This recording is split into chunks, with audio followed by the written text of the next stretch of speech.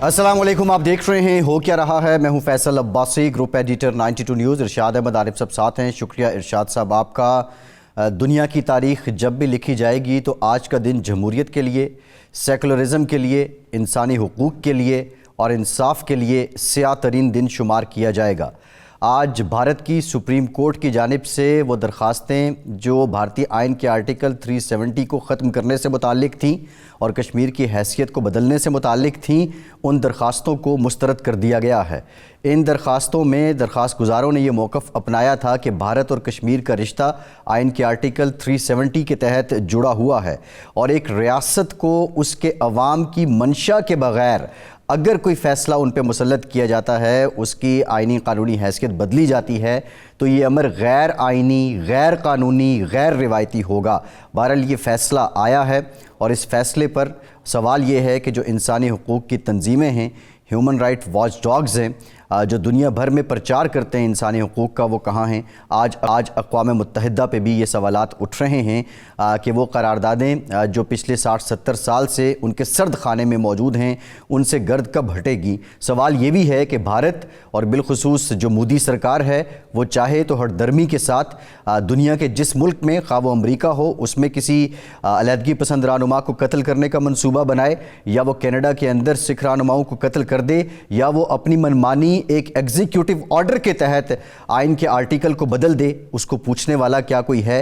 ये सवाल इंतहाई अहम है। अब पाकिस्तान जो सफारती तौर पर, रिवायती तौर पर, अलामती तौर पर कश्मीरियों का वकील है, अब पाकिस्तान क्या करेगा, ये भी एक सवाल है। पाकिस्तान के वज़ीर ख़ारिजा ने आज ये पॉलिसी स्टेटमेंट दी है कि पाकिस्तान ने इस फ़ैसले को मुस्तरद कर दिया है। दफ्तर ख़ारिजा की तर्जुमान मुमताज़ ज़हरा बलोच साहिबा भी हमें ज्वाइन कर चुकी हैं। आपकी तरफ भी आएंगे बलोच साहिबा। इरशाद साहब, आप ब्रीफली कमेंट कर दें कि जो भारत का सेकुलर जमहूरिया होने का चेहरा है, क्या ये आज मज़ीद दागदार हो गया है या इसकी शान बुलंद हुई है? चूँकि मुमताज़ ज़हरा साहिबा हमारे साथ हैं, उनसे वक्त लेते हैं। बस मैं दो फ़िक्रे कहूँगा। एक तो वो रहनुमा फ़ारूक अब्दुल्ला साहब जैसे, उमर अब्दुल्ला जैसे, महबूब मुफ्ती और बाकी जो लोग थे जो समझते थे कि इंडिया के साथ कश्मीरी अवाम मिलकर चल सकते हैं, इंडिया हमारे हुकूक़ का तहफ़्फ़ुज़ कर सकता है, आज वो भी मायूस और शर्मिंदा हैं। मायूस से ज़्यादा वो शर्मिंदा हैं। और दूसरा ये साबित हुआ है कि ख़ा भारत की अदलिया हो, ख़ास सियासी जमातें हों, ख़ा पार्लियामेंट हो, कहीं भी ना इंसाफ है, ना कानून और आइन और अखलाकियात की कोई अमलदारी है, और ना बैनुल-अक़वामी क़वानीन का कोई एहतराम है, और ना ही बैनुल-अक़वामी बिरादरी से और इदारों से वादे जो किए थे जवाहरलाल नेहरू ने और उनके जानशीनों ने, उन पर कोई दुनिया का महज़्ज़ब मुल्क, महज़्ज़ब मुआशरा एतमाद कर सकता है, एतबार कर सकता है। फरमाइए आप, ये इस जो आखिरी पता देखना, मेरे ख़्याल में भारत ने खेल लिया कि जिन लोगों को उम्मीदें थी कि वहाँ की सुप्रीम कोर्ट से कोई इंसाफ मिल जाएगा, वो भी मायूस हो गए और एक लिहाज से उन्होंने अपने तौर पर ये चैप्टर क्लोज़ कर दिया है। तो अब हमारे पास मज़ीद क्या ऑप्शंस हैं और कश्मीरी अवाम के पास क्या ऑप्शंस हैं? जी मुमताज़ साहिबा। जी थैंक यू। सबसे पहले तो ये जो आज हिंदुस्तान की सुप्रीम कोर्ट का फैसला आया है, जिसको पाकिस्तान ने कतई तौर पर मुस्तरद किया है, इसकी सबसे अहम वजह ये है कि इंडियन सुप्रीम कोर्ट का और के पास ये अख्तियार ही नहीं है कि वो जम्मू और कश्मीर के मुस्तकबिल का फैसला कर सके, उसके आवाम के मुस्तकबिल का फैसला कर सके। जम्मू और कश्मीर एक बैनुल-अक़वामी सतह पर तस्लीम शुदा तनाज़ा है और इसका जिस तरह आप जानते हैं अक़वाम मुत्तहिदा की सलामती काउंसिल के एजेंडा पर मौजूद है। इस वजह से ये एक इंटरनेशनली रिकग्नाइज्ड डिस्प्यूट होने की वजह से इंडियन कॉन्स्टिट्यूशन का इस पर कोई एप्लीकेशन नहीं है, इसी तरह से इंडिया की सुप्रीम कोर्ट की इस पर कोई जुरिस्डिक्शन नहीं है।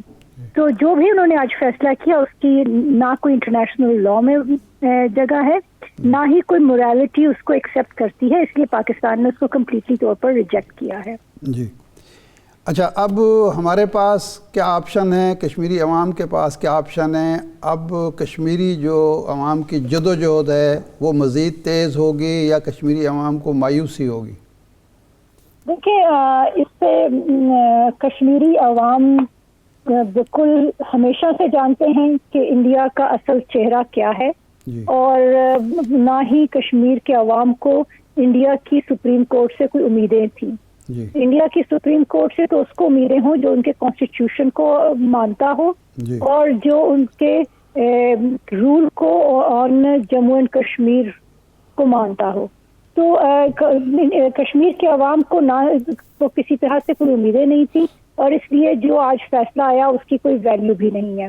اب جو کشمیری عوام آج سے 7 دہائیوں سے جو کر رہے ہیں، جو ان کی حق خود ارادیت کی ایک تحریک ہے، وہ جاری رہے گی، اور پاکستان ان کا مقدمہ دنیا بھر میں لڑتا رہے گا، انٹرنیشنل سطح پر، یونائٹڈ نیشنز میں، OIC میں، اور بھی جو ہمارے بائی لیٹرل چینلز ہیں، ہر جگہ پر پاکستان کشمیری عوام کا مقدمہ لڑتے رہیں گے۔ صحیح ہے۔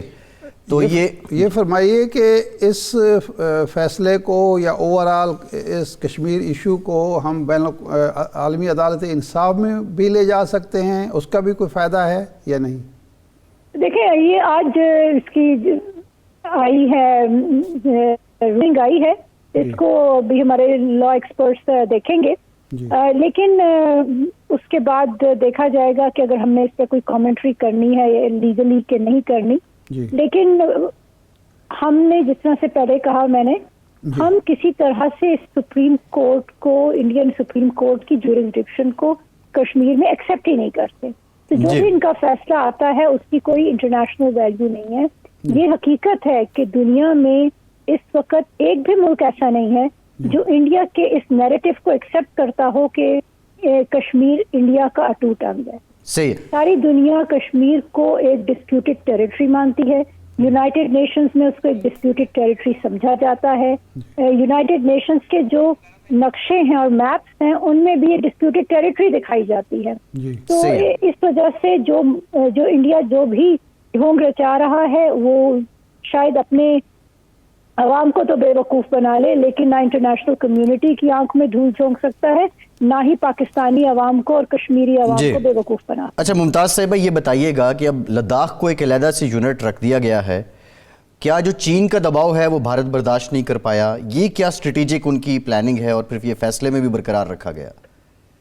دیکھیں جی، میں اس سلسلے میں آئی تھنک آپ کو چائنیز گورنمنٹ کی اسٹیٹمنٹ آ جائے گی، وہ اب اس پر زیادہ کھل کر اپنا موقف پیش کریں گے، اور جس طرح سے میں نے کہا کہ چائنا ہو یا کوئی اور ملک ہو، کوئی بھی انڈیا کے جو غاصبانہ قبضہ ہے جموں اینڈ کشمیر پہ اس کو ایکسیپٹ نہیں کرتا۔ صحیح ہے۔ اچھا یہ بھی بتائیے گا کہ ابھی ہم یہ بھی دیکھ رہے ہیں کہ پاکستان کی جانب سے کشمیر معاملے پہ تو کبھی کسی قسم کا 1 انچ بھی ہم پیچھے نہیں ہٹے۔ حال ہی میں ہم دیکھ رہے ہیں بڑی مؤثر ملٹری پالیسی پاکستان کی طرف سے ہو رہی ہے، جو ملٹری ڈپلومیسی ہو رہی ہے، اور کتنا بڑا سپورٹ ہے اور آواز کتنی جاندار ہوئی ہے when you have support with military diplomacy۔ جی بالکل، دیکھیں یہ کشمیر کا جو معاملہ ہے یہ پاکستانی عوام کی اس پر ایک کنسنسس ہے، اس میں تمام ادارے ایک پیج پر ہیں، تمام پولیٹیکل پارٹیز کا ایک پوائنٹ آف ویو ہے، اور یہ تمام جنریشن نے اس پر ہمیشہ کشمیر پر اپنی آواز اٹھائی ہے۔ تو یہ ایک حقیقت ہے، جب سارے انسٹیٹیوشنز مل کر ایک دوسرے کو سپورٹ کرتے ہوئے ایک نیریٹو لے کر چلتے ہیں تو ایک انٹرنیشنل سطح پر آپ کی بات میں ایک زیادہ کی ریسپشن ہوتی ہے اور ایک اچھے طریقے سے آپ اپنے موقف پیش کر سکتے ہیں۔ اچھا، آخری سوال بالکل یہ فرمائیے کہ بھارت کے 5 اگست کے اقدام کے بعد اور سپریم کورٹ کے اس فیصلے کے بعد کیا پاکستان اور بھارت کے درمیان اب مذاکرات ممکن رہے ہیں؟ مذاکرات کا دروازہ دوبارہ کھل سکتا ہے؟ اور کنیکٹیویٹی کا جو ہمارا تصور تھا، ہماری جو سیکیورٹی پالیسی آئی تھی، اس کنیکٹیویٹی میں بھارت کو ہم شامل کر سکتے ہیں ان حالات میں؟ دیکھیں جی، سب سے پہلے تو پاکستان نے ایک بات جو ہمیشہ کی ہے وہی میں دہرانا چاہوں گی کہ سب سے اہم چیز اس خطے میں امن ہے، اور اس خطے میں امن ہوگا تو یہاں ترقی بھی آئے گی اور یہاں پر خوشحالی بھی آئے گی.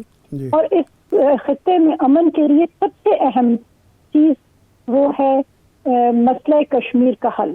جی. اور وہ ہم اس کے لیے پاکستان ہمیشہ تیار ہے بات چیت کے لیے بھی، لیکن اس کے لیے انٹرنیشنل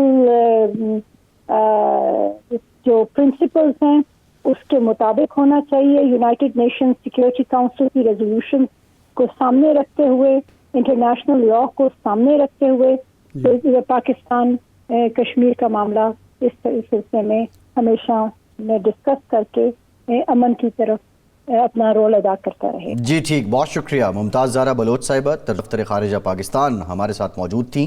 ایک وقفے کے بعد دوبارہ حاضر ہوتے ہیں.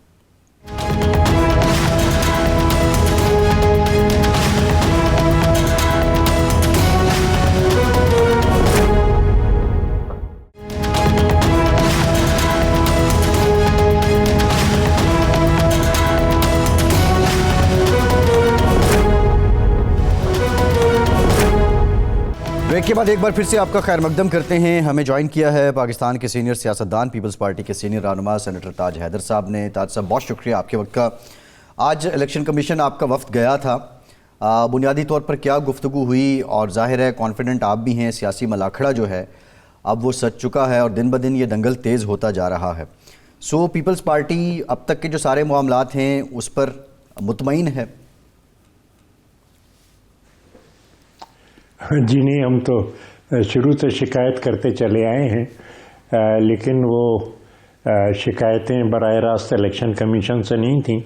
الیکشن کمیشن کے پاس تو اب مرحلہ آیا ہے جبکہ حلقہ بندیاں ہوئیں اور اس کے بعد پولنگ ہوگی اور اس کے بعد اس کی کاؤنٹنگ، گنتی وغیرہ ہوگی. اور دوسرے ادارے جو کچھ کر رہے ہیں ان کے بارے میں ہم نے ضرور شکایت کی کہ جس طریقے سے پوسٹنگز اور ٹرانسفرز ہو رہے ہیں، یعنی سندھ میں ہر ایک کو ٹرانسفر کر دیا گیا ہے اور دوسرے صوبوں کے اندر بھی بلا وجہ وہ ٹرانسفرز کیے جا رہے ہیں، پوسٹنگز کی جا رہی ہیں، نئے لوگ لائے جا رہے ہیں.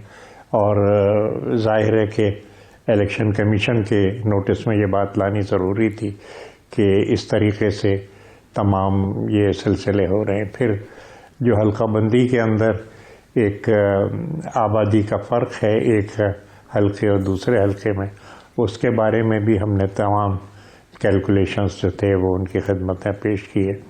یہ بھی جو پوسٹنگز ٹرانسفرز کے نوٹیفیکیشن تھے وہ ان کی خدمت میں پیش کیے، ان کو یہ توجہ دلائی کہ یہ زیادتیاں ہو رہی ہیں. پھر کچھ تجاویز ہماری تھیں وہ ہم نے ان کو دیں کہ کس طریقے سے الیکشن کے اس مرحلے کو بہتر بنایا جا سکتا ہے اور شفافیت بڑھائی جا سکتی ہے. تاج صاحب، ایم کیو ایم، مسلم لیگ نون اور باقی جماعتیں جی ڈی اے وغیرہ تو الزام پیپلز پارٹی پہ لگا رہی ہیں کہ یہاں کے جو الیکشن کمشنر ہیں سندھ کے وہ آپ کی فیور کر رہے ہیں، حلقہ بندیاں آپ کی مرضی سے ہیں، بیوروکریسی آپ کی ہے. ان کو تو شکایت ہی یہ ہے الیکشن کمیشن سے کہ وہ آپ کی مرضی پر چل رہا ہے، یعنی سندھ کا الیکشن کمیشن. آپ کو شکایت ہے کہ جی حلقہ بندیاں آپ کے برخلاف ہوئی ہیں یا انصاف کے منافی ہوئی ہیں؟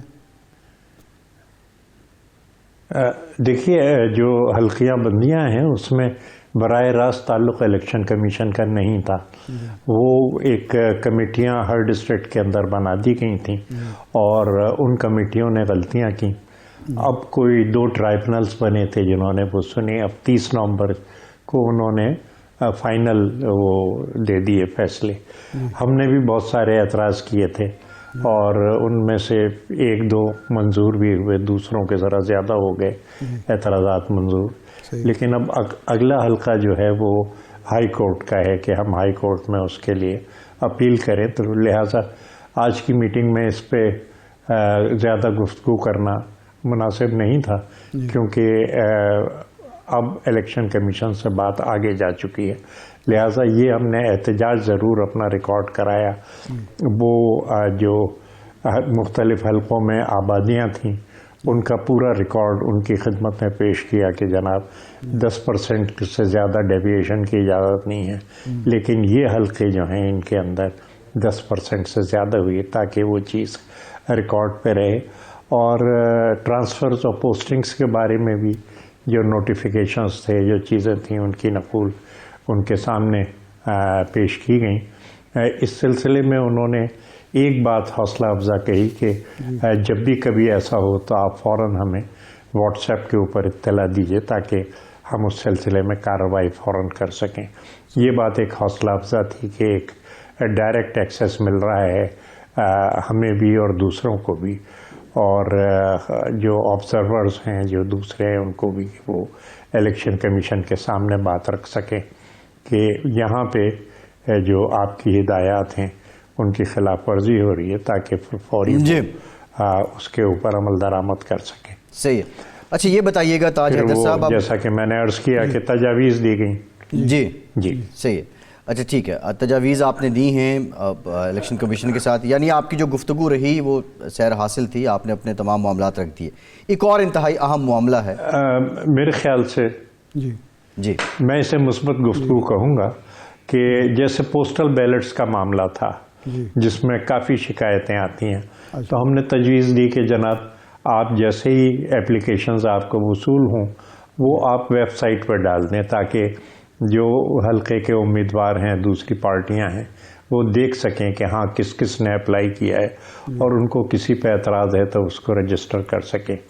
اسی طریقے سے جو ریٹرننگ آفسرز جو کہ نامینیشن پیپرز کی اسکروٹنی کرتے ہیں، وہ اپنی مرضی سے جس کو چاہتے ہیں رکھ لیتے ہیں، جس کو چاہتے ہیں اس کا پیپر ریجیکٹ کر دیتے ہیں۔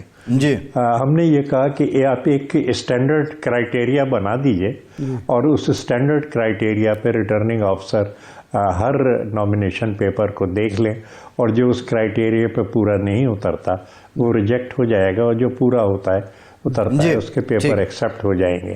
یعنی یہ تک ہوتا تھا کہ ایک ہی امیدوار نے 2 حلقوں سے نامینیشن پیپر بھریں، ایک حلقے میں منظور ہو گیا، دوسرے میں ریجیکٹ ہو گیا۔ تو یہ اس قسم کی کچھ تجاویز تھیں جو کہ ہم نے پیش کی۔ اچھا تاج حیدر صاحب، بھٹو ریفرنس 11 سال بعد کل اس کی سماعت ہوگی، آبویسلی اب فیصلہ آئے گا، امید یہی ہے۔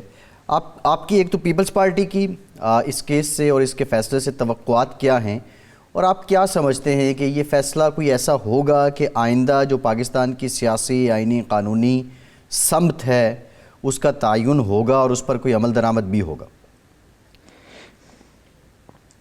دیکھیے، ہمیں تو امید ہے کہ انصاف دیا جائے گا، اور تھوڑی سی انڈیکیشن یہ ہے کہ اگر جنہیں انصاف نہیں دینا تھا اس مسئلے پہ، انہوں نے اس ریفرنس کی سماعت ہی نہیں کی، 11 سال گزر گئے اور ریفرنس کی سماعت جو تھی وہ نہیں ہوئی، تو اس سے صاف ظاہر ہے کہ وہ اس بات کو سننا ہی نہیں چاہتے تھے۔ لیکن یہ کہ اب اگر موجودہ کورٹ نے سماعت کے لیے اسے منظور کیا ہے تو اس سے ایک چیز سامنے آتی ہے کہ وہ اس سلسلے میں انصاف کرنا چاہتے ہیں، اور اگر اس سلسلے میں انصاف کیا جاتا ہے اور جو ہماری پٹیشن وہ ریفرنس ہے کہ یہ عدالت غلط تھا، تو وہ اگر موجودہ کورٹ اس بات کو تسلیم کر لیتا ہے، ایک بات جو کہ ہر ایک تسلیم کر رہا ہے، دنیا بھر تسلیم کر رہی ہے، موجودہ سپریم کورٹ اگر اس بات کو تسلیم کرتا ہے تو یہ ایک بڑی تاریخی بات اس حساب سے ہوگی کہ لوگوں کا عدلیہ کے اوپر اعتماد بڑھے گا، اور ایک بات یہ آئی ہے کیونکہ ہاں عدلیہ نے جو بھی زیادتیاں ماضی میں کیں، اب وہ سیدھے راستے کے اوپر عدلیہ جو ہے وہ جانا چاہ رہی ہے، اور اس سے بہت سی بہتری ہمارے نظام کے اندر آئے گی۔ اچھا، پیپلز پارٹی چاہ رہی ہے کہ ماضی میں جو عدلیہ سے غلطیاں ہوئیں وہ سدھاری جائیں۔ ایک معاملہ ہے نواز شریف صاحب کے کیسز کا، وہ بھی یہی کہا جاتا ہے، آپ لوگ بھی سمجھتے ہیں کہ وہ سیاسی کیسز تھے، ان کے ساتھ زیادتی ہوئی، لیکن اب جب ان کو ریلیف ملنا شروع ہوا ہے تو سب سے زیادہ اعتراض پیپلز پارٹی کر رہی ہے۔ نواز شریف صاحب کو لاڈلا قرار دیا جا رہا ہے، بلاول صاحب 16 ماہ تک اس شہباز شریف صاحب کی حکومت کے وزیر رہے، اب وہ کہہ رہے ہیں کہ جو لوگ 3 بار ناکام رہے، 4 بار ناکام رہے، 3 بار ناکام رہے تو چوتھا موقع کیوں دیا جائے، 4 بار ناکام رہے 5واں موقع کیوں دیا جا رہا ہے؟ تو یہ اچانک کیا ہوا ہے مسلم لیگ نون کے ساتھ؟ آپ کی لڑائی کیوں ہو گئی؟ اور جو زیادتیاں ہوئی اگر ریلیف ملتا ہے تو اس سے لاڈلا کیسے نواز شریف صاحب قرار پائے؟ میرے خیال سے چیئرمین صاحب کافی تفصیل سے اس پہ گفتگو کر رہے ہیں، اور جو 2 نظریات ہیں جن کا کہ ٹکراؤ ہے، پہلا نظریہ یہ کہ ہاں اشرافیہ کے لیے کام کیا جائے، اور جب اشرافیہ دولت مند ہو جائے گی تو پھر وہ غریبوں کے لیے بھی کچھ ہونے لگے گا۔ دوسرا یہ ہے کہ وہ منافع کو بڑھا کے چاہتے ہیں کہ ملک کی مجموعی قومی پیداوار بڑھائی جائے، اور اشرافیہ کے مفاد میں وہ اپنے فیصلے کرتے ہیں۔ ہماری جو سیاسی نظریہ ہے اور معاشی نظریہ ہے وہ یہ کہ ہم اجرتیں بڑھانا چاہتے ہیں، اور ہم چاہتے ہیں کہ سرمایہ گردش میں آئے اور جو غریب طبقات ہیں ان کی قوت خرید بڑھے، اور قوت خرید جب بڑھے گی تو پھر سرمایہ گردش میں آئے گا اور ہمارے ملک کی پروڈکشن جو ہے وہ بڑھے گی۔ دوسری بات یہ کہ جو بیرونی دباؤ ہمارے اوپر ہے کہ جس کی وجہ سے جو ہماری پیداواری لاگت ہے وہ بڑھتی جا رہی ہے، گیس کی قیمت بڑھا رہے ہیں آپ، بجلی کی قیمت بڑھا رہے ہیں، بینک ریٹ آپ بڑھا رہے ہیں، تو اس کی وجہ سے اب جو ہمارا سرمایہ دار طبقہ ہے وہ بھی فیکٹریاں بند کرنے پہ مجبور ہو گیا ہے۔ تو ہم جو منشور سامنے لا رہے ہیں وہ یہی ہے کہ ملک کی پروڈکشن کیسے بڑھائی جائے، پیداواری لاگت کیسے کم کی جائے، روزگار کے مواقع کیسے پیدا کیے جائیں، مہنگائی کو کس طریقے سے کنٹرول کیا جائے، اور غربت کو کیسے مٹایا جائے۔ غربت ختم نہیں ہو سکتی جب تک کہ آپ نہ صرف یہ کہ روزگار دیں بلکہ اچھی اجرتیں دیں، تاکہ غریب طبقہ ایک بہتر معیار زندگی اپنا جو ہے وہ بنا سکے۔ نہیں تاج تو صاحب، یہ 2 نظریات ہیں، اور ان نظریات کا تناسب نہیں، اس بات سے تو مسلم لیگ نون بھی کبھی انکار نہیں کرتی، وہ بھی یہی کہتے ہیں ہم مہنگائی ختم کریں گے، بے روزگاری ختم کریں گے، لوگوں کو روزگار بڑھائیں گے اور اجرتیں بہتر کریں گے۔ اس نے تو کبھی ایسا نہیں کہا۔ میں شاید واضح نہیں کر پایا بات کو اپنی، میں شاید واضح نہیں کر پایا اپنی بات کو۔ مسئلہ یہ ہے کہ اس کا طریقہ کار کیا ہے۔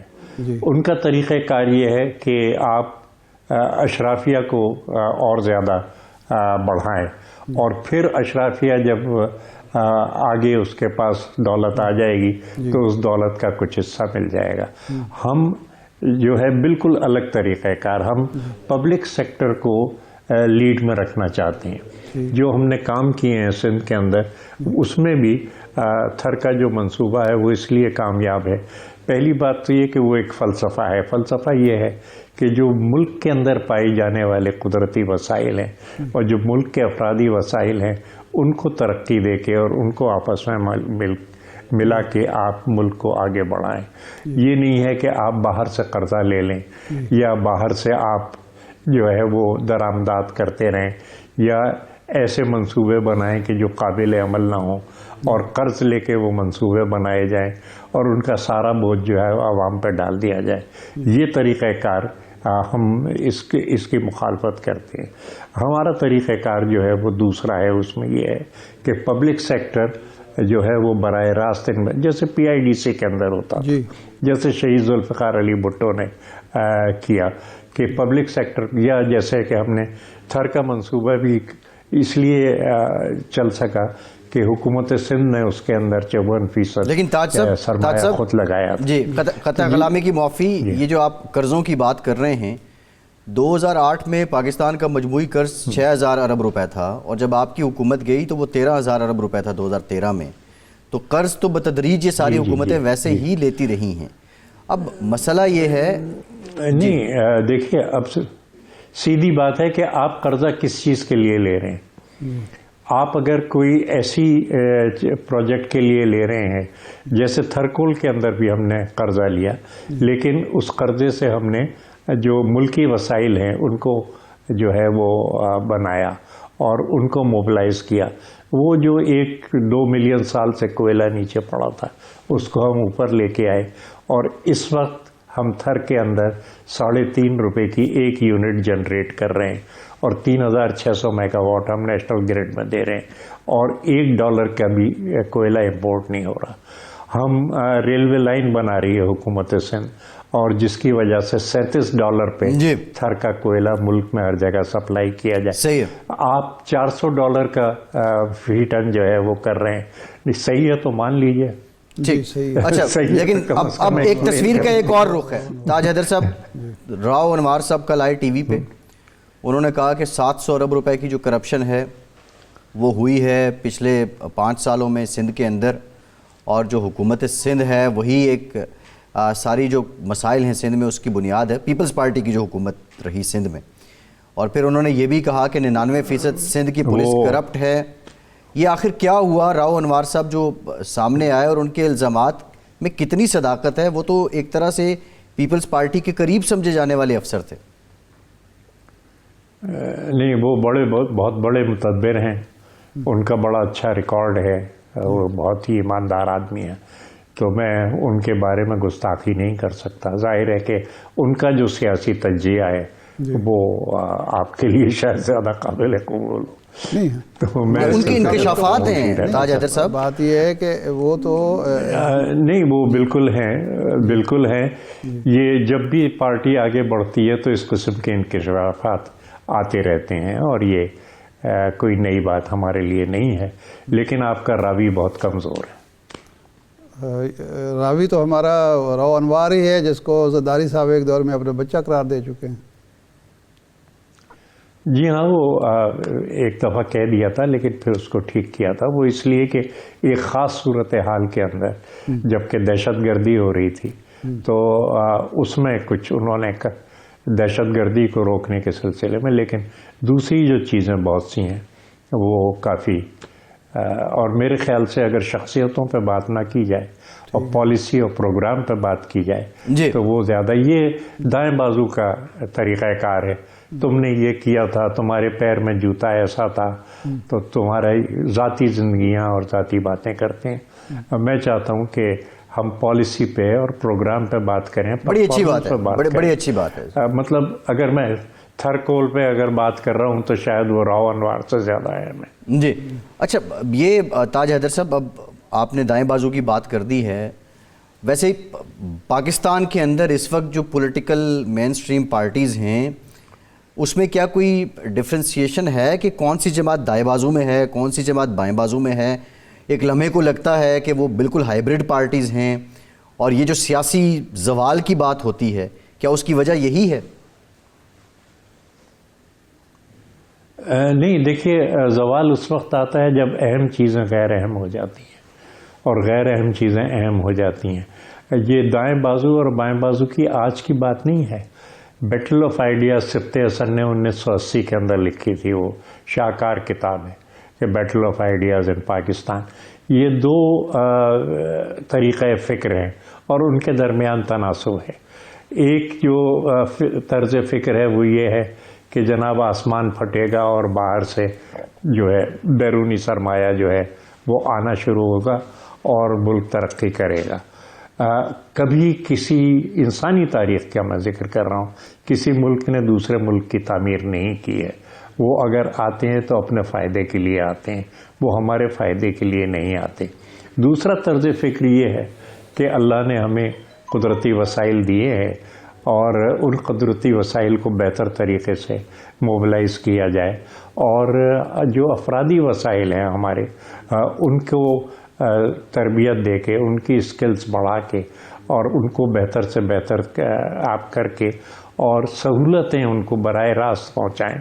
جیسا کہ اب سندھ میں ہم صحت کا ہمارا نظام ہے کہ بہترین علاج جو ہے وہ سندھ کے اندر مفت ہوتا ہے اور وہ دروازے کھلے ہوئے ہیں. اس وقت سندھ کے اسپتالوں میں 60% مریض پاکستان کے دوسرے صوبوں سے آ رہے ہیں، بلکہ کوئی 15 ممالک ایسے ہیں جہاں کے مریضوں کا، یعنی ایک مریضہ تو جو جگر ٹرانسپلانٹ کا گمبٹ کے اندر ادارہ ہے وہاں نیو یارک سے آئیں اور وہ علاج کرا کے لے کے گئی. جو بھی مریض ہے، جو بھی بیمار ہے، اس کا علاج کرنا ہمارا اخلاقی فرض ہے، دینی فرض ہے، وہ ہم کر رہے ہیں. لیکن یہ کہ اگر ایک صوبے میں یہ چیز کی جا سکتی ہے تو باقی صوبوں میں کیوں نہیں کی جا سکتی؟ اکنامک مائگریشن کیوں ہو رہی ہے؟ جو سی پیک تھی ہماری، اس کا روٹ کیوں بدلا گیا؟ اسے پسماندہ علاقوں سے گزرنا تھا تاکہ وہ علاقے بھی ترقی کریں، لیکن کیوں اسے ترقی یافتہ علاقوں سے ایک وہ دی گئی تھیوری ارلی ہارویسٹ کی کہ جو ترقی یافتہ علاقے ہیں ان کو اگر مزید ترقی دی جائے تو اس میں اتنی آمدنی ہوگی کہ بعد میں جو غیر ترقی یافتہ علاقے ہیں ان کی بھی حالت بدلی جا سکتی ہے۔ جی محترم احسن اقبال صاحب کی تھیسس تھی ہے، اور لیکن ہم اس چیز کے خلاف ہے۔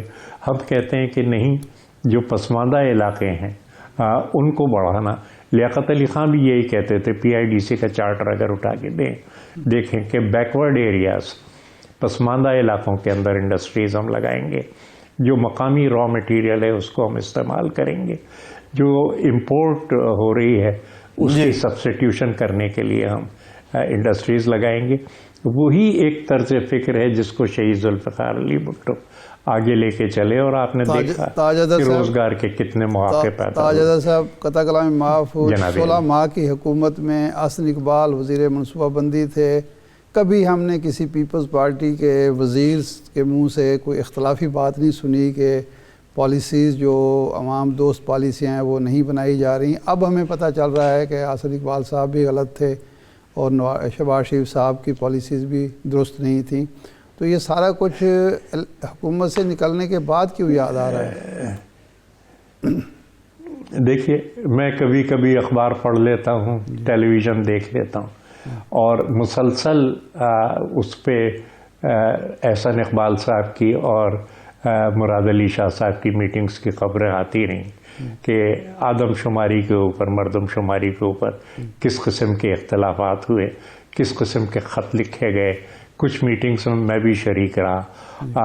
یہ تو ہمیں تو آپ ہی کے ذریعے یہ پتہ چلا، آپ ہی کے ذریعے پتہ چلا کہ جی بلاول بھٹو صاحب نے 2 دفعہ یہ کہا کہ ہم حکومت سے الگ ہو رہے ہیں۔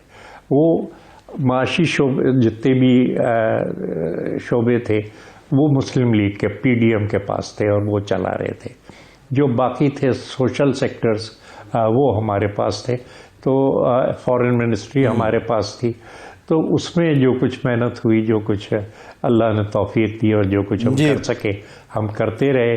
کیبنٹ کے اندر جو ڈسینٹ کے نوٹ ہیں وہ اپنی جگہ ہیں، لیکن یہ چیزیں وہ ہیں کہ جو باقاعدہ ذمہ دار طور پہ نشریاتی اداروں سے نشر ہوتی رہی۔ جی ٹھیک، بہت شکریہ سینیٹر تاج حیدر صاحب، آپ کے وقت کا بہت شکریہ۔ ایک بریک کے بعد اسی پہ بات کریں گے، ہمارے ساتھ رہیے۔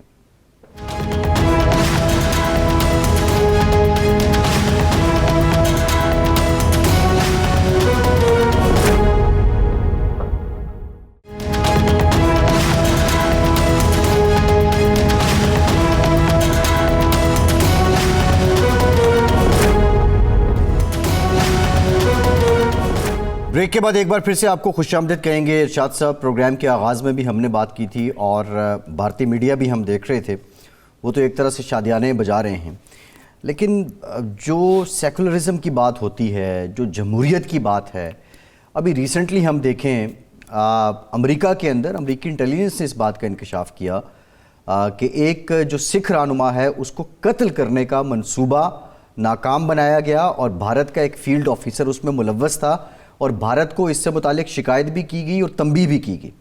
کینیڈا میں جو واقعہ ہوا، جو خالصتان تحریک کا رہنما تھا اس کو قتل کر دیا گیا۔ ہٹدرمی کی ایک مثال یہ ہے، ایک مثال ہٹدرمی کی اگست 5 کا اقدام ہے، اور پھر اس کے اوپر آج جو بھارت کی عدلیہ سم ہو پاکستان میں بھی لوگ کوٹ کرتے تھے جی بھارتی عدالت کے یہ فیصلے، یہ تو ثابت ہو گیا کہ وہ زیر اثر ہے مودی کی جو پالیسی ہے اس کی۔ میں نے جس طرح ابتدا میں عرض کیا تھا کہ ہمارے ہاں کچھ بعض پروپیگنڈے کے ذریعے کچھ کلیشے جو ہیں نا، وہ کہ بھارت ایک سیکولر ریاست ہے، بھارت میں جمہوریت ہے، بھارت میں عدلیہ بڑی طاقتور آزاد ہے، یہ کلیشے ہیں۔ کوئی ایسا سب سے بڑی سیکولر جماعت جس کو مولانا ابوالکلام آزاد صاحب جیسے لوگوں نے بھی اڈاپٹ کیا وہ کانگریس ہے۔ اور بھارت کی تاریخ میں سب سے زیادہ ہندو مسلم فسادات جو ہیں وہ کانگریس کے دور حکومت میں ہوئے ہیں. جواہر لال نہرو کے دور میں ہوئے ہیں, اندرا گاندھی کے دور میں ہوئے ہیں, اور بعد میں وہ کچھ ہوتا رہا ہے. ایک بات. دوسری بات یہ ہے کہ وہاں کا میڈیا, مین سٹریم میڈیا کی بات کر رہا ہوں, میڈیا اور عدالتیں ہمیشہ وہی کچھ بولتی اور کہتی رہی ہیں جو بھارتی حکومت کی خواہش ہوتی تھی. جی ٹھیک ہے نا جی, یہ دوسری بات ہے.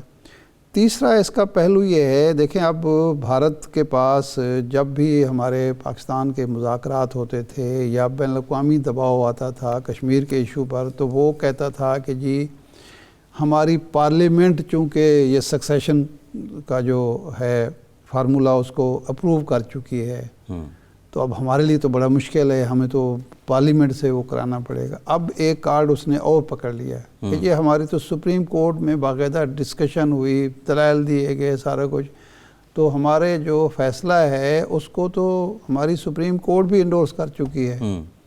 یہ ایک اس نے اپنے لیے ایک نیا کارڈ گھڑ لیا ہے, ایک گراؤنڈ بنایا ہے. جی. اب جن لوگوں کو یہ خوش فہمی تھی کہ وہاں چونکہ سپریم کورٹ آزاد ہے تو وہاں شاید کوئی فیصلہ ایسا بھی آ سکتا ہے, آج وہ شرمندہ اچھا, وہ استدعا میں بنیاد ہی یہی تھی کہ جو ایگزیکٹو آرڈر ہے اس کے تحت آپ آئین میں بدل نہیں سکتے, اور سپریم کورٹ کیا کہتی ہے؟ اچھا, یہ عارضی آرٹیکل تھا. خلاف وعدہ خلافیوں کی, کہہ مکرنیوں کی ایک تاریخ ہے. جب 1948 میں مسئلہ کشمیر بھارت لے کے گیا تھا اقوام متحدہ کی سلامتی کونسل میں, پاکستان لے کے نہیں گیا تھا. جی. وہاں جواہر لال نہرو نے یہ وعدہ کیا, اور ان کے جو وزیر خارجہ تھے کرشنا مینن کے, جی جو ہی حالات سازگار ہوں گے ہم رائے شماری کرائیں گے. انہوں نے کشمیری عوام سے وعدہ کیا, پاکستان سے وعدہ کیا, عالمی برادری سے وعدہ کیا, اقوام متحدہ سے وعدہ کیا, اور اس وعدے کو بار بار دہرایا. اس وعدے کی تکمیل کے لیے باقاعدہ ایک کمیشن بنا, رائے شماری کمیشن. وہ آیا, وہاں اس نے حالات نارمل کر کے ریفرنڈم کرانا تھا. 2 دفعہ یہ کوشش ہوئی لیکن بھارت نے اس کو ناکام بنا دیا. 5 اگست کے بعد ایک سٹیج جب آئی کہ اس نے اجیت دوول ملے, اس وقت کے ہمارے سیکیورٹی جو چیف تھے ان کو, اور ان کو کہا کہ جی ہم, اس وقت بہت دباؤ تھا اس پر, اور اس نے کہا کہ جی ہم مذاکرات کرتے ہیں. ٹھیک ہے نا, لیکن اس کے بعد وہ پھر پیچھے ہٹ گئے, اور یہ بار بار ہوا ہے, کئی دفعہ ہوا ہے. یعنی سورن سنگھ اور بھٹو کے جو مذاکرات تھے وہ کئی سال چلتے رہے, کشمیر کے ایشو پر تھے. یہ ارشاد صاحب جو ٹیکنیکل بات ہے, دیکھیں اب جو اس وقت صورتحال ہے, اب ہوگا یہ کہ عالمی برادری نے اگر اسی طرح چپ سادھی, اور بدقسمتی سے جو مسلم کنٹریز کا رد عمل غزہ پر جتنا کمزور رد عمل سامنے آیا, کشمیر پر تو اس سے بھی زیادہ کمزور, یہی میرا سوال تھا. تو اب وہ آگے ایک قدم اور آگے بڑھائیں گے اگر کمزور رد عمل ہوا تو. وہ یہ ہے کہ جی اب آزاد کشمیر کے بارے میں, کیونکہ ہم نے تو آزاد کشمیر کے حوالے سے, گلگت بلتستان کے حوالے سے کوئی فیصلہ نہیں کیا. ہم تو ابھی بھی اقوام متحدہ کی قراردادوں پر قائم ہیں, اور اقوام متحدہ کی قراردادوں کے مطابق ریفرنڈم کے اصول کو مانتے ہیں. تو اب وہ ایک قدم اور بڑھ کے شرارت کے طور پر ظاہر بات ہے شرارت ہی کریں گے. اور ہمیں ڈیفنس پہ کہ جب ہم کشمیر کی بات کرتے ہیں تو وہ دہشت گردی کا ایشو لے کے آ جاتے ہیں, سیاچین کا ایشو, وہ فلاں ایشو, تجارت شروع کر دیں, یہ وہ کر دیں. لیکن ارشاد صاحب دیکھیں اس میں ایک نقطہ بڑا امپورٹنٹ ہے. کچھ چیزیں سیریز میں اور کچھ چیزیں بالکل انہونی ہیں.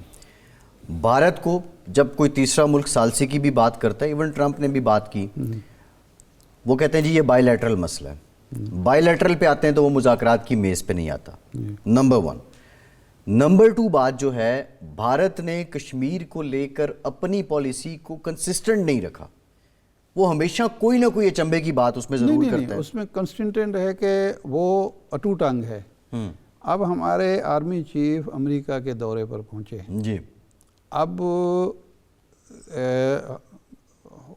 جو 1 سال کا عرصہ گزرا ہے, 1 سال میں یہ سامنے آیا کہ جی ہماری ملٹری डिप्लोमेसी जिसको कहना चाहिए, उसमें कई चीज़ें, कई अचीवमेंट्स हुई।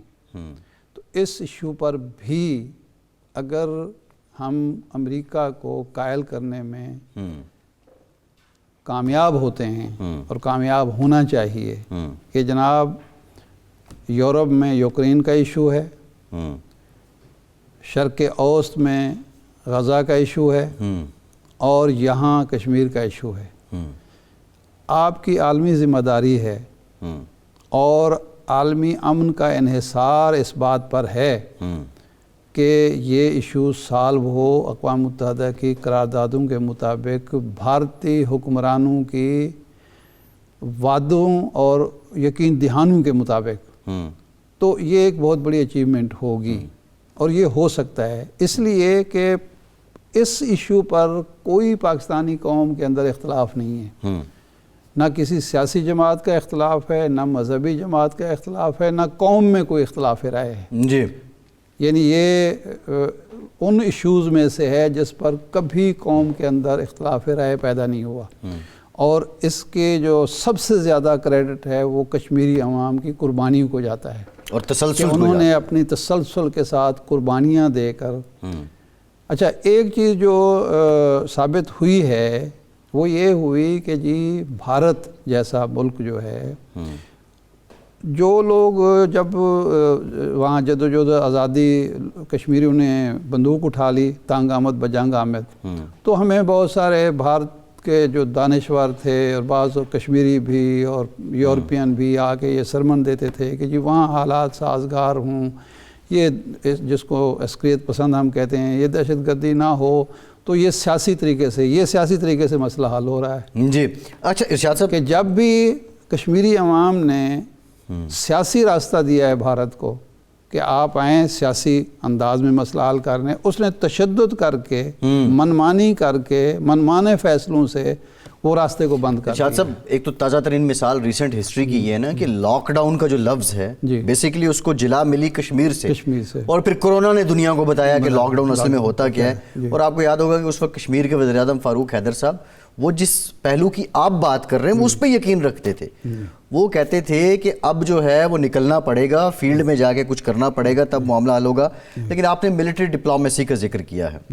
देखिए पिछले एक साल में कुछ चीज़ें क्लियर हुई, कम से कम जो इन्वेस्टर हैं वो पाकिस्तान के सिस्टम पे ट्रस्ट नहीं करते थे, एक उनको प्लेटफॉर्म दे दिया गया SIFC का, पाकिस्तान और बाकी दुनिया के भी कि रिवायती ब्यूरोक्रेसी के हथकंडे ये वो। अफ़गानिस्तान से मुतालिक एक पॉलिसी क्लियर हुई। पाकिस्तान के अंदर जो इंटरनल चैलेंजेस हैं, हम तो एक अरसे तक रहे कि दहशतगर्दों से मुज़ाकरात करने या ऑपरेशन करने, वो कन्फ्यूजन दूर हुई। बराबर अभी जो कुवैत और UAE का दौरा हुआ है वज़ीर आज़म का, और उसमें जो 20-25 अरब डॉलर के MOU साइन हुए हैं, वो भी निगरान हुकूमत की कोशिशों का नतीजा तो नहीं है ना, यह सबका हुकूमत किसी के नतीजे, वो एक मिलिट्री डिप्लोमेसी का ही नतीजा है जी, ये तो सब मानते हैं। बिल्कुल ऐसे है। अब ये जो मामला आन पड़ा है इरशाद साहब, इसमें पाकिस्तान को डोजियर हमने पहले भी दिए हैं, पाकिस्तान को करना क्या होगा? देखें बतौर मीडिया पर्सन हम तो इस कश्मीर की जो तहरीक है इसको लोगों के दिलों में ज़िंदा रख सकते हैं, उसको बार बार बता के, लेकिन ये इसके बाद नेक्स्ट क्या होगा, अप्रोच पाकिस्तान की क्या होनी चाहिए, आपके जहन में क्या मशवरा आता है? देखें पाकिस्तान की अप्रोच बिल्कुल यही कि हम अपने उसूली मौक़िफ़ पर कायम हैं, क्योंकि कश्मीरी अवाम को ये हक़ हासिल है और हक़ मिलना चाहिए कि वो अपने मुस्तक़बिल का फ़ैसला ख़ुद करें। और इस तरह के हथकंडों से ना तहरीकें मरा करती हैं, ना लोग मायूस हुआ करते हैं। ये हमारी हज़ारों साल की तारीख़ है कि बहरहाल फ़तह जो होती है वो हक़ की होती है, सच की होती है, और हक़ जिन लोगों का हक़ है वो हक़ लेकर रहते हैं। ठीक है इरशाद साहब, प्रोग्राम का टाइम ख़त्म, बहुत शुक्रिया आपका। आज के प्रोग्राम से इतना ही, इजाज़त दीजिए।